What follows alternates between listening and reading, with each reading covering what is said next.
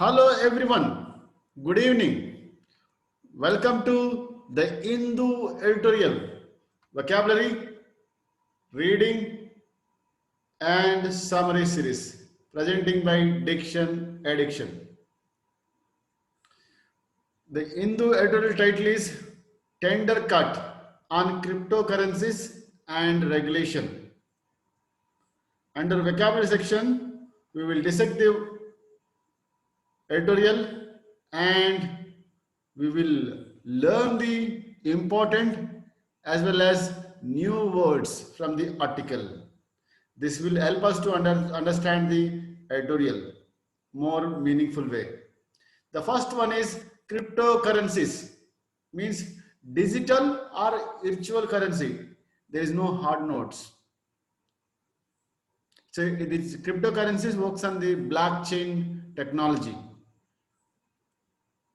Ambiguity means uncertain, doubtful, no clarity. Legality means validity or lawfulness. Vagueness means lack of certainty or distinctness. Vagueness.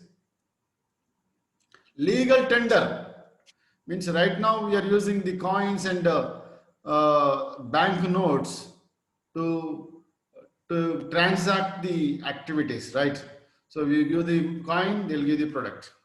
But the digital currency or virtual currency or cryptocurrencies are not legal tender in India. Volatile means they have a ability to evaporate, means more unstable. Illicit, illegal or unlawful. Transaction, dealing, business, trades or communication is called as a transaction. Wholly means solely or exclusively. Ambit means domain, territory or sphere. You always say that's not my ambit. I'm not part of that ambit. Means you're not part of that place. Trading means a business, selling and buying from the things, that's activity is called as trading. Aside, keep aside means away or side away. Disproportionate means uneven, unequal means too much more, too much or less. That's what is a disproportionate. Entities means object, individuals, organizations or bodies are called entities. They have their own shapes. Adversely means negatively it's going to impact. That's what is harmful or unfavorably. Conformed means established, very definite. Offing, feature or hereafter. Framework means basis or outline. Neither used to introduce a further negative statement. Commodities means supplies, merchandise or produces. They are basically raw materials. Identifiable means distinguishable or recognizable. What is identifiable? As you are belongs to someone else, you have to show some valid document. That's what identifiable. Ambivalence means dual nature, dual pickle mind. So not conformed. Having a mixed feelings. Clientele means a group of customers belongs to the one organization or a business. That is called as clientele, a group of customers.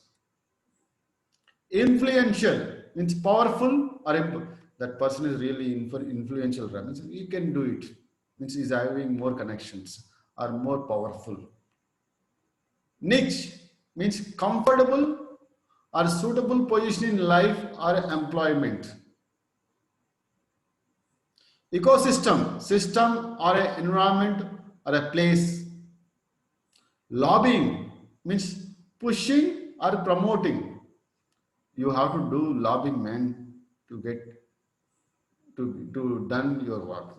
So you have to keep behind the officials. That's what is called as lobbying. Outright, it's 100%, absolute or complete. So these are the different words which are used in the today's editorial. And since we understand this meaning and pronunciation of these words, our reading would be more easy as well as followed by understanding. So we are here loudspeaker means where we read the article with the like a loudspeaker, you know. The government statement about bringing in a law on cryptocurrencies is welcome, as it could put an end to the existing ambiguity over legality of these currencies in India. The vagueness exists notwithstanding the fact that government has from time to time suggested that it does not consider them to be a legal tender. It has not, however,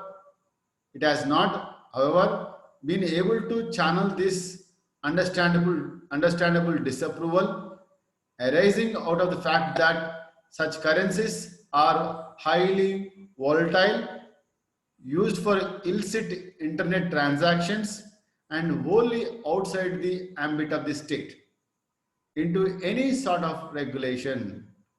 In 2018, the RBI did send a circular to the banks directing them to not to provide services for those trading in cryptocurrencies. But this was eventually set aside by the Supreme Court, which found the circular to be disproportionate, given that central bank had consistently maintained that virtual currencies were not banned in India. Also, the RBI could not show that entities that regulated were adversely impacted by exchanges dealing in virtual currencies. The Minister of State for Finance, Anurag Thakur, who on Tuesday confirmed in the Rajya Sabha that bill was in the offing, highlighted the complexity in regulation. He said regulatory bodies like RBI and SEBI, etc., also don't have legal framework to directly regulate the cryptocurrencies, as they are neither currencies nor assets or securities or commodities issued by an identifiable user. The legal ambivalence has not, however, been able to prevent cryptocurrencies from having a growing clientele in India. Their attraction may only grow now, given that most well-known of them as well as the most valuable Bitcoin has hit new peaks in price and gaining influential followers such as Tesla founder Elon Musk. So what will be the bill seek to do? Those associated with this niche but growing ecosystem will be worried about this question the most. The cryptocurrencies exchanges which have sprung up are reportedly lobbying with the government to make sure these currencies are regulated rather than banned outright. Smart regulation is preferable, as ban on something that is based on technology distributed ledger cannot be implemented for all practical purposes. Even in China, where cryptocurrencies have been banned and the internet is controlled, trading in cryptocurrencies has been low but not non-existent. As an India interministerial committee found out, despite of this and fact that most of the countries studied and opted for regulation, this committee still went ahead to recommend an outright ban.